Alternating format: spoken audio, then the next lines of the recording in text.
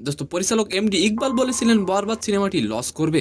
তিনি আরো বলেছিলেন ঢাকার বাইরে অনেক সিনেমা হল নামমাত্র টাকায় সিনেমাটি নিয়েছে। দোস্ত তিনি আরো বলেন ছবির বাজেট যেটা শুনলাম তাতে টানা কয়েক মাস ছবিটি হাউসফুল গেলে হয়তো টাকাটা উঠবে। দোস্ত তাহলে কি ইকবালের কথাটি সত্যি হলো? এন্ড সেকেন্ড নিউজটি থাকবে দোস্ত পরিমণি ও শেখ সাদির প্রেমের গুঞ্জন চলছিল অনেকদিন ধরেই। দোস্ত তবে হঠাৎ কি কারণে পরিমণি ও সাদির প্রেমের ভাঙন দেখা দিল? তো নিউজ দুটি জানতে আশা করি ভিডিওটি সম্পূর্ণ দেখবেন। দোস্ত এবার ঈদে মুক্তি পেয়েছিল বরবাদ, দাগি, জঙ্গলি, চক্কর ৩০২, অন্তরাত্মা ও জিন ৩ সহ মোট ৬টি সিনেমা, যেখানে ঈদের দিন থেকে এখন পর্যন্ত টানা ১২০টি সিনেমা হলে চলছে বরবাদ সিনেমা।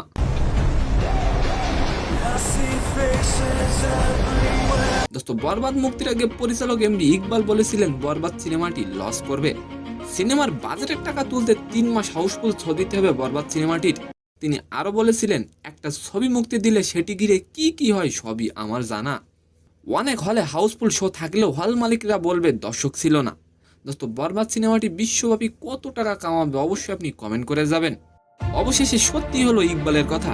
দোস্ত বরবাদ সিনেমার প্রযোজক বলেন সিঙ্গেল স্ক্রিনগুলো টিকিট বিক্রির সঠিক হিসাব দিচ্ছে না। শুধু তাই নয়, হল মালিকরা রীতিমতো চুরি করছেন। প্রযোজক আরো বলেন আমি নতুন বলেই কি সবাই আমার সাথে এমন করছেন। দোস্ত অন্যদিকে পরিমণি ও সাদির প্রেমের গুঞ্জন চলছিল অনেকদিন ধরেই। কিছুদিন আগে পরিমণি ফেসবুকে লিখেছেন ব্ল্যাকমেলার, ঠিক একই ব্যাকগ্রাউন্ডে সাদিও লিখেছেন শুধুমাত্র 3টি ডট। আর এটি নিয়েই ভক্তরা বলছেন পরিমণি কি তাহলে শেখ সাদিকে ছ্যাঁকা দিল? তো সম্মানিত দর্শক, আজকের ভিডিওটি কেমন লাগলো অবশ্যই কমেন্ট বক্সে জানাবেন। আর ভিডিওটি যদি ভালো লাগে অবশ্যই একটি লাইক দিয়ে আমাদের চ্যানেলটিকে সাবস্ক্রাইব করে দিবেন। ধন্যবাদ।